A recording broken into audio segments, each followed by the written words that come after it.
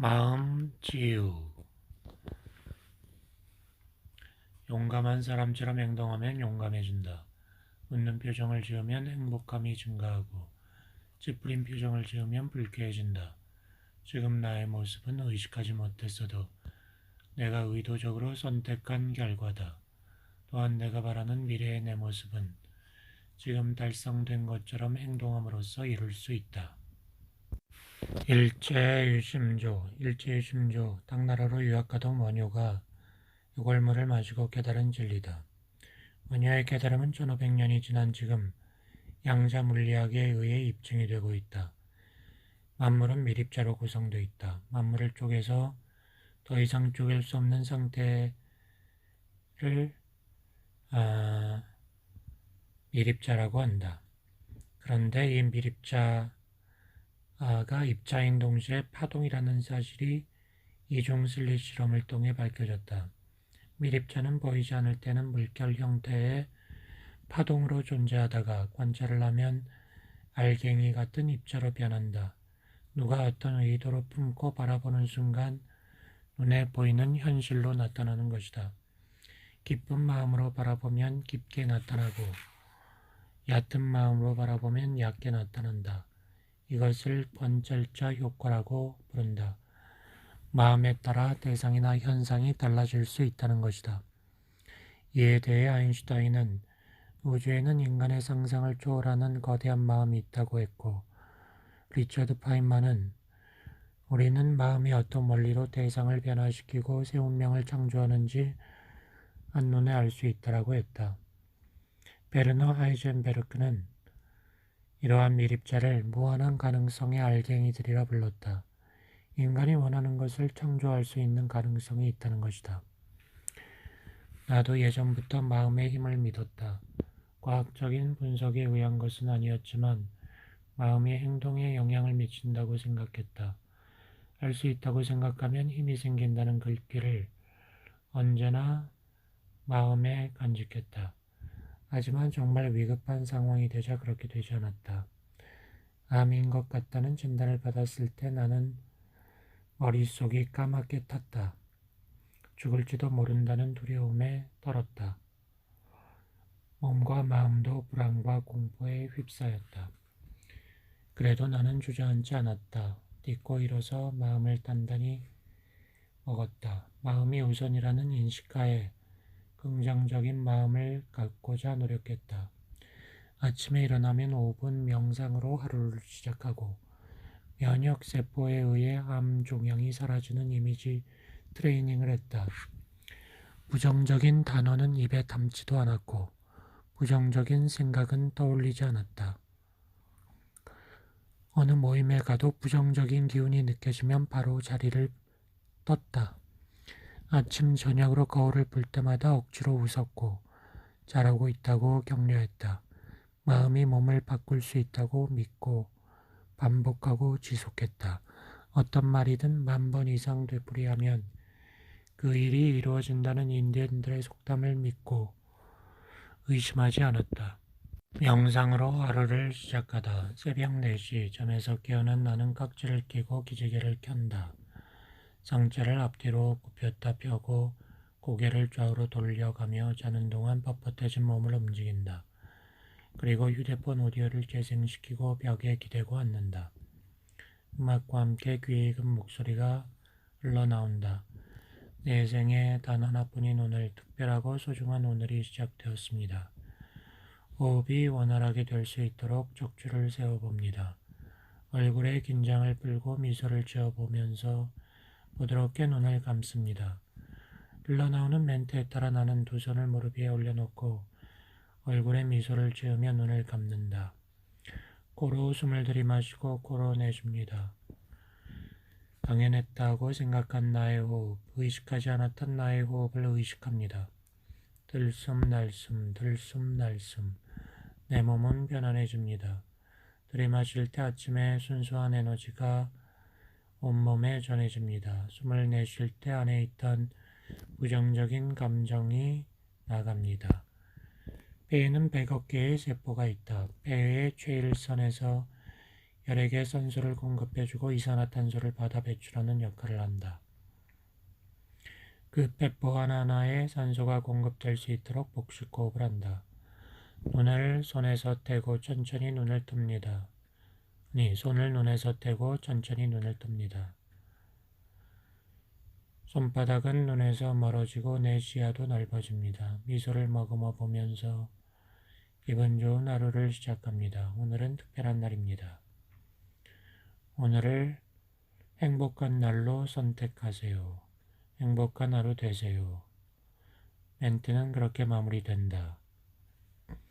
마음관리를 위해 제일 먼저 시작하는 것이 명상이다. 예전에는 관심이 없었다. 명상을 왜 하는지 이해가 되지 않았다. 그럴 시간이 있으면 뭐라도 해야 되는 거 아닌가 라고 생각했다. 책을 읽고 강연을 들으면서 알게 되었다. 명상이 주는 효과가 장난이 아니라는 것을, 마음뿐 아니라 몸도 직접적인 영향을 미친다는 것을. 각종 연구에 따르면 명상은 스트레스 해소에 효과가 있고 과민성 내장 증후군, 외상 후 스트레스 장애, 트라우마, 섬유 근육통 등 모든 증상의 치료에 도움이 된다. 우울증을 유발하는 사이토카인의 분비량을 감소시켜 긍정적인 삶을 살게 하고 사회적 불안과 편집증을 완화시킨다. 명상은 단기간에 집중력을 높이는 최고의 정신운동이다. 감정적 충동을 억제하고 의지력을 높이는 효과가 있어 중독에서 벗어나고자 하는 사람들에게 매우 좋다. MRI 촬영으로 뇌의 상태를 관찰한 결과 명상 중인 환자는 통증을 관리하는 뇌의 영역이 활성화되고 통증에 대한 민감도도 감소되었다. 고통을 완화시키는 역할을 한다는 것이다. 시작은 했지만 처음에는 쑥스럽고 어색했다. 나는 유튜브를 뒤졌다. 초보자의 명상을 도와주는 영상을 검색했다.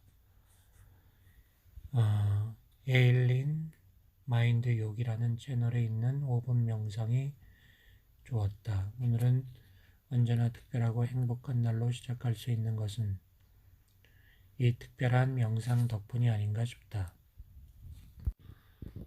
이미지 트레이닝. 외음부에 위치한 밤돌 크기의 전립선을 떠올린다. 제 그로천 그곳에 콩알만한 종양이 있다. 제 액 속에 있는 수백억 개의 세포가 물결처럼 일렁이며 종양을 공격한다. 천병을 자처한 NK세포가 쉴 새 없이 달려들어 종양을 물어뜯는다. 그 기세에 종양은 조금씩 오그라든다.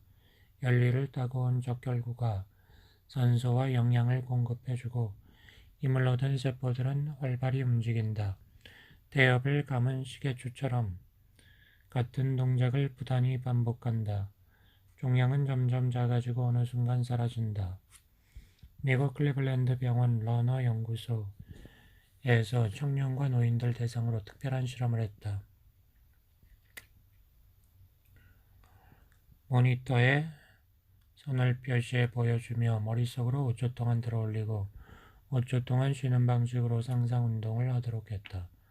한 번에 50회씩 3개월 동안 반복하게 한 다음 근력의 변화를 측정했다. 놀라웠다. 노인과 젊은이 모두 팔꿈치 근력이 15% 증가한 것이다. 평소 잘 쓰지 않던 근육은 효과가 더욱 두드러졌다. 실제 운동이 한 것이 아니라 운동하는 상상을 한 것만으로 근력이 강화된 것이다. 윌리엄 제임스에 따르면 뇌는 현실에서 일어난 일과 상상한 이미지를 구별하지 못한다. 그런 만큼 상상으로 행하는 것이 실제에 영향을 미친다. 이것이 이미지 트레이닝이다. 세계 사격 챔피언 레니 베샴 선수 같은 경우에는 교통사고로 인해 훈련을 할 수 없었을 때 병상에서 이미지 트레이닝으로 사격 연습을 했다. 그 결과 회복 후 첫 게임에서 실제 연습 없이도 우승을 차지했다.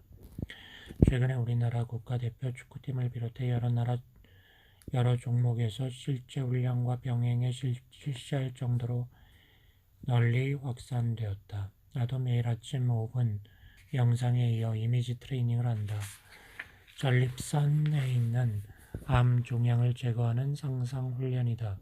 전립선에 산소와 영양분이 충분히 공급되고 건강해진 세포들이 종양에 달라붙어 물어뜯는 모습을 상상한다. 손으로 회음부를 마사지하며 마음을 모아 응원도 보낸다. 정말 고마워. 너희들 덕분에 종양이 줄어들고 있어. 좋은 음식과 좋은 공기를 통해 산소와 영양을 공급해 줄게. 조금만 더 힘을 내서 건강한 모습을 회복하자. 그렇게 2, 3분 정도 하고 나면 마음이 편해지고 입가에는 미소가 흐른다. 그런다고 뭔 효과가 있을까? 처음에는 의구심이 들기도 했다. 하지만 지금은 확신을 가지고 계속하고 있다. 믿는 대로 경험한다는 가을 뽀뽀의 말을 믿기 때문이다. 난리 브루스를 추다. 아침 새벽 시간 좁은 욕실 안에 노래가 울려 퍼진다. 휴대폰에서 퍼져나오는 디스코 메들리, 90년대 나이트클럽에서 유행한 빠른 비트의 댄스 가요다. 나는 칫솔에 치약을 묻히며 리듬에 맞춰 몸을 흔든다.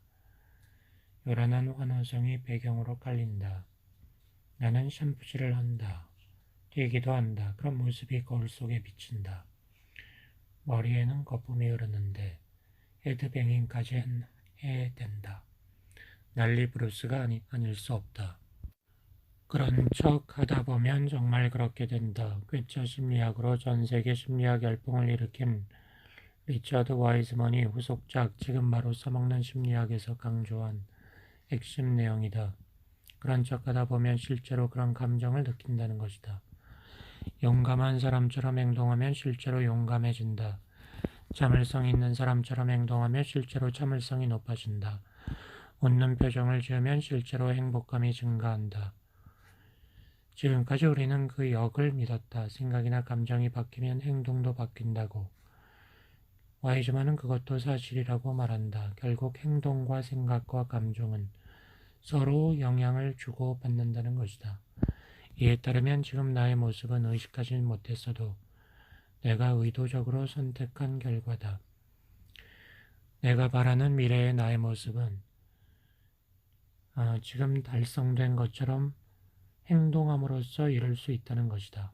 나의 상상력과 믿음이 현실을 창조하는 것이다. 그런 척하다 보면 그렇게 된다. 상상력과 믿음이 현실을 창조한다. 이것을 처음 접하고 나는 확인하고 싶었다. 지금 내가 바라는 것은 분명하다. 몸속의 암이 치유되어 하루하루 즐겁게 보내는 것이다. 그래서 세면 시간을 택했다. 아침 시간을 활기차게 보내야 하루가 시작될 때 그렇게 될 것이라고 생각했다. 나는 곧바로 행동에 돌입했다. 기분을 업시킬 흥겨운 노래를 찾아 디스코 메들리를 찾아 그 음악을 세면대마다 틀었다. 춤도 추었다. 주말에 내려온 아내가 왜 그러냐고 물었다. 좋아서 이러는 게 아니야. 좋으라고 이러는 거지. 나는 동작을 계속하면서 그렇게 답했다. 좋아서 그러는 것도 맞다. 거울 속의 내 모습을 보면 좋은 일이 한둘이 아니다. 피부가 좋아졌고 머리카락이 나고 시력이 좋아졌다. 하루를 이렇게 활기차게 시작하는 것이 얼마나 좋은가. 나는 원효대사 말을 떠올린다. 일제유심조 모든 것이 마음먹기 달렸다.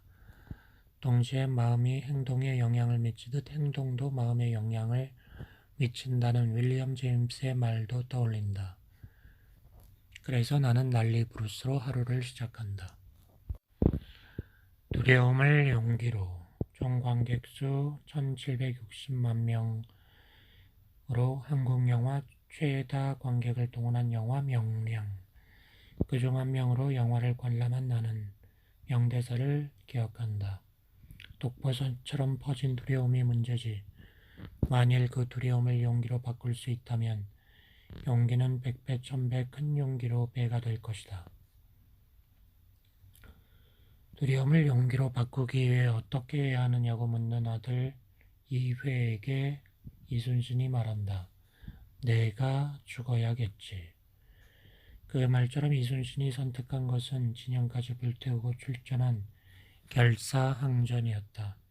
살고자 하면 죽을 것이요 죽고자 하면 살 것이다. 라고 부하들을 격려하면서 죽기로 싸워 위대한 승리를 거두었다. 두려움을 용기로 바꾼 결과이다. 용기가 그렇듯 두려움도 에너지다. 방향이 다를 뿐이다. 용기가 안에서 밖으로 발산되는 긍정 에너지라면 두려움은 밖에서 안으로 수렴되는 마이너스 에너지다. 방향이 문제다. 안으로 향하는 것을 밖으로 돌리면 두려움은 용기가 된다. 두려움을 용기로 바꾸기 위해 먼저 두려움을 직시해야 한다.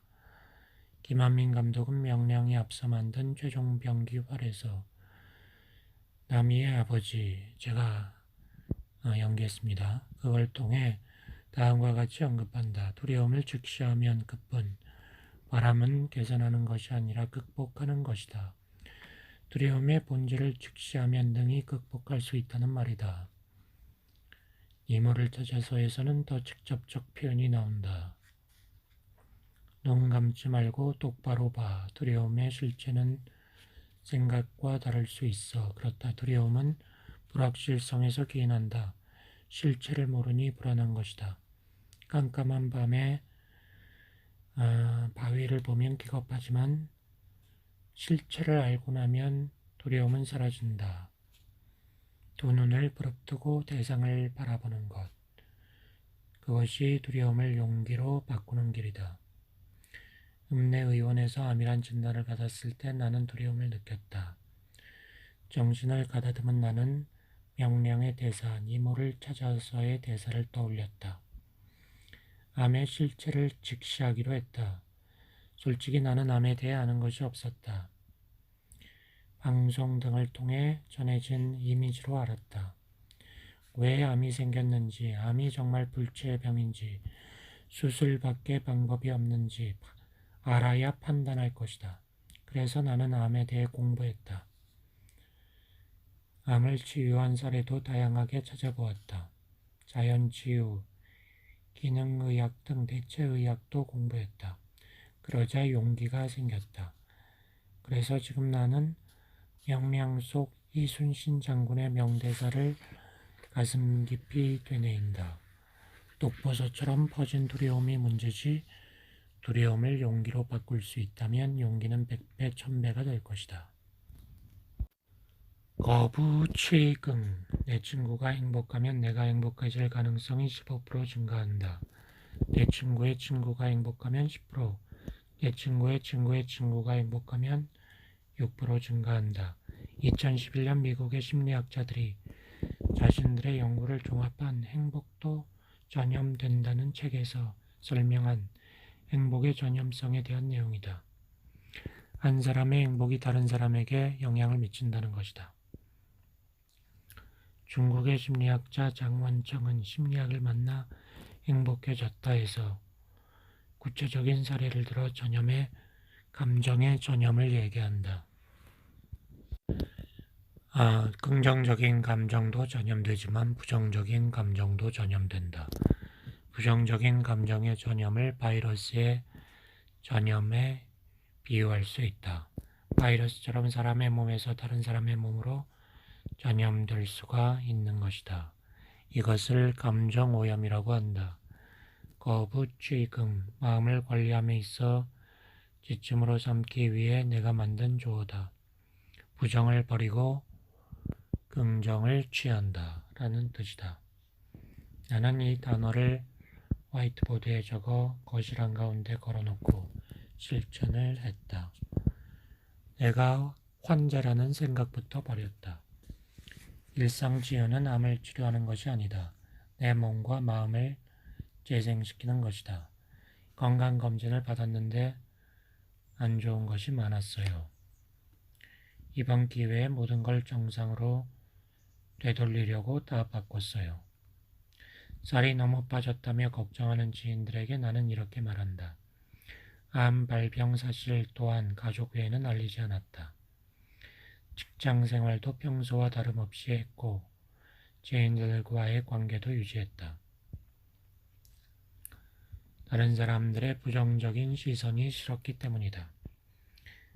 나는 또 내가 먹는 음식은 전부 내 손으로 만들어 먹었다. 아내는 주말마다 내려와 도와주겠다고 했지만 거부했다. 그 자체가 나를 환자로 대하는 것이기 때문이다.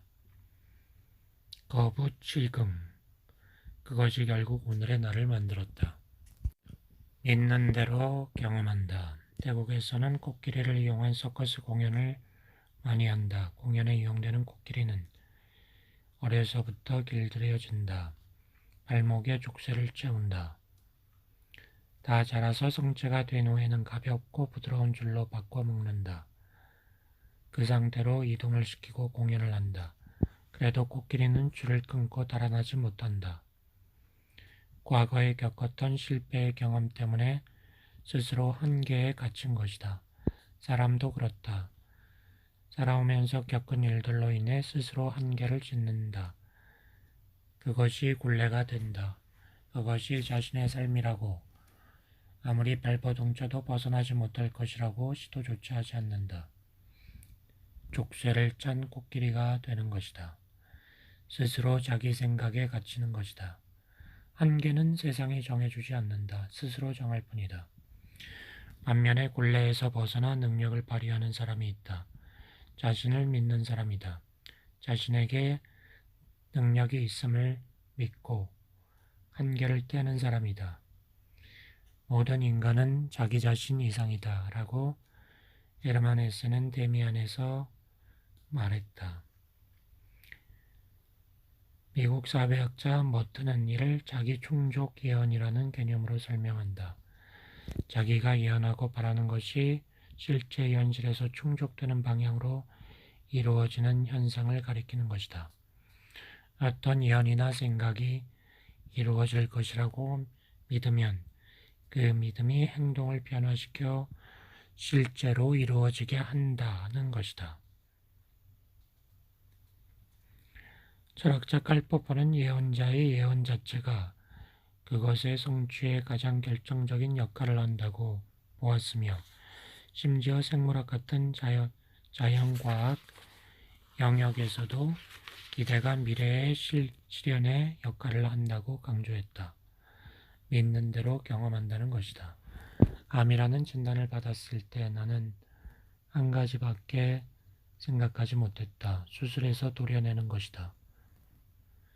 내게 있어 암은 공포의 대상이었다. 제거해야 할 악마였다. 그런 내가 암의 공포로부터 벗어나 일상 치유를 선택한 것은 독서의 힘이었다. 데미엔을 다시 읽으며 나는 내 안에 내가 생각하는 그 이상의 힘이 있음을 인식했다. 머턴의 자기 충족 예언을 통해 믿는 대로 경험한다는 것을 믿게 되었다. 그 확신으로 수술밖에 없다는 생각의 한계에서 벗어났고 일상치유를 선택했다. 그리고 과정에서 몸에 나타나는 변화를 통해 확인하게 되었다. 이 글을 쓰고 있는 지금 나는 아직 치유의 과정에 있다.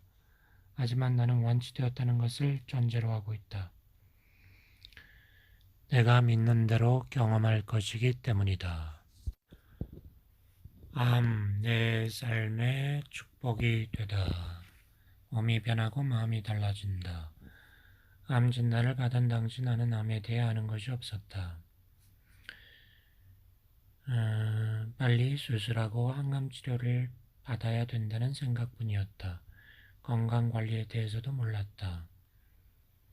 그런 내가 자연치유를 선택한 것은 2달 반 생체 실험 동안 나타난 결과 때문이다. 실험은 병원과 의사에 대한 실망에서 시작되었다. 믿음이 가지 않았다. 그들은 왜 암이 생겼는지 원인도 설명하지 않고 재발과 전이 예방에 대해서도 어정쩡하게 말했다. 그런 자들에게 내 몸을 맡긴다는 것은 아무래도 불안했다. 그래도 달릴 방법이 없으면 어쩌지 못했을 것이다. 천만다행으로 조직 검사까지 2달 반의 시간이 주어졌고 그 기간에 나는 내 몸을 대상으로 일상치유를 실험했다. 음식을 가려먹고 걷기를 생활화했다. 마음도 긍정적으로 관리했다. 그러자 몸이 달라졌다. 음식 관리, 습관 관리, 마음 관리로 일상 지유를 체계화하자 긍정적인 변화가 뚜렷이 나타났다. 모발에서도 변화가 나타났다. 탈모가 멈추고 머리가 자랐다. 시력도 좋아졌다. 요산 수치도 좋아졌다. 몸이 변하니 마음도 달라졌다. 가뿐해졌다. 암에 대한 두려움이 사라졌다. 부정적인 말과 부정적인 생각, 부정적인 행동이 사라졌다. 식물식에 대해서도 생각이 달라졌다. 어쩔 수 없이 일부러 찾아 먹는 마니아가 되었다. 매일 먹다 보니 익숙해졌다. 입맛이 달라졌다. 일상 지후 1년, 지금 와서 뒤돌아보면 몸과 마음, 나아가 내 삶을 탈바꿈하는 우화등선의 시간이었다. 마침내 암이 사라졌다. 암이 치유되었다. 2021년 8월 나는 그렇게 선언했다. 읍내의원에서 암인 것 같다는 진단을 받은 지 1년 3개월. 조직검사를 통해 암 확진을 받은 지 1년 만이다. 수술로 종양을 떼하는 것이 아니다. 화학치료나 방사선 치료도 한 게 아니다. 산삼을 먹은 것도 아니다. 산에 들어가 요양을 한 것도 아니다. 일상을 영위하면서 음식과 습관, 마음을 관리한 것뿐이다. 그런데 신체의 모든 기능이 정상화되었고 암 종양도 사라졌다. 암에 대해 아는 것이 없던 내가 신체의 기능과 질병에 대해 문외한인 내가 내 몸의 주치의가 되어 배우면서 관리하고 공부하면서 치유한 결과였다. 눈물이 쏟아졌다. 스스로가 자랑스러웠다. 종합검진을 전후에 심하게 느껴졌던 배뇨장애는 명현 반응일 뿐이었다. 일상치유를 통해 활성화된 면역세포들이 암 종양을 제압하는 고비였다. 싸움이 면역세포의 우세로 기울면서 증상은 완화되었다. 나는 병원을 찾아 다시 PSA 검사를 했다. 좋아졌네요. 정상이에요. 예전의 수치를 같이 확인했는지. 의사는 놀라는 표정이었다. 검사 결과 알려주자 아내가 눈물을 흘렸다. 조직검사도 받아보는 게 어때? 아내가 권했다. 하지만 나는 거부했다. PSA 검사처럼 체열로 하는 검사라면 할 수 있지만 조직검사는 전립선에서 조직을 떼어내는 수술이다. 면역력이 약화될 것이다. 또 완치 여부를 확인한다고 달라질 것도 없다. 나는 예전의 방식으로 삶을 돌이키지 않을 것이기 때문이다. 그래서 나는 조직 검사를 하지 않았고 앞으로도 하지 않을 것이다. 암은 나의 축복이 되었다. 새벽 4시 몸을 일으킨다. 정좌를 하고 명상을 한다. 복식 호흡을 한다. 명상이 끝나면 1시간 남짓 책을 읽거나 글을 쓴다. 휴대폰에서 5시를 알리는 음악이 나오면 운동복으로 집을 나선다. 음악이나 강의를 들으면서 스포츠 파크를 걷는다. 집으로 돌아오면 과일과 채소로 아침을 먹는다. 그리고 K무크 강의를 듣거나 넷플릭스로 영화를 보며 천천히 과일을 즐긴다. 휴대폰에 저장된 댄스 음악을 틀고 세면장으로 간다. 리듬에 맞춰 춤추면서 이를 닦고 세면을 한다. 회사에 출근해 업무를 보고 정오가 되면 집으로 와서 점심을 먹는다. 현미 잡곡에 채소의 조류가 전부다. 단순하고 소박하지만 맛은 깊고 풍부하다. 퇴근을 하면 같은 메뉴로 저녁을 먹고 산책을 겸해 또 걷는다. 30분 정도 걷고 돌아오면 책을 읽거나 글을 쓰면서 하루를 정리한다. 10시가 가까워지면 불을 끄고 자리에 눕는다. 복식호흡으로 몸과 마음을 이완시키고 잠으로 빠진다. 일상 치유를 시작한 이후 달라진 나의 하루다. 남들이 보기에는 답답하고 지루할지 모른다. 내게는 그렇지 않다. 하나하나가 다 즐겁고 의미가 있다. 마음이 달라졌기 때문이다. 예전에는 크고 강하고 화려한 것을 지향했다. 하나를 하더라도 제대로 해야 한다며 폼나는 것을 추구했다. 하지만 일상 치유를 시작한 이후 일상이 삶의 중심이 되었다. 수단이자 과정이었던 일상이 삶의 목적이 되었다. 일상에서 기쁨을 찾고 의미를 부여했다. 일상이 달라졌다. 매일매일 반복되는 똑같은 일상이 아니고 매일매일 새로운 일상이 되었다. 행복은 강도가 아니라 빈도에 달렸다. 한두 번의 큰 행복이 아니라 작은 행복을 반복하는 것이 더 행복하다는 것이다. 요즘 내가 그걸 느끼고 있다. 소박한 행복을 만끽하고 있다. 일상 치유는 암을 치료하는 항암 프로그램이 아니다. 질병을 예방하는 의료 프로그램도 아니다. 생활 습관을 바꿔 심신을 재생시키는 양생 프로그램이다. 그러므로 병이 생겨 하는 것도 아니고 병이 나았다고 그만두는 것도 아니다. 마음을 챙기는 라이프 스타일이다. 흐르는 강물처럼 역사는 진전한다. 진전된 역사는 과거로 돌이킬 수 없다. 내 삶도 그렇다. 암 진단 후 나의 삶은 한 단계 진전했다. 그러니 암이 다 나았다고 예전으로 돌아가지 않는다. 진화된 삶도 불가역이기 때문이다. 암은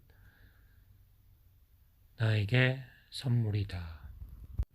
세 가지로 요약할 수 있다. 첫 번째, 직시하자. 두 번째, 서두르지 말자. 세 번째, 스스로 주치의가 되자.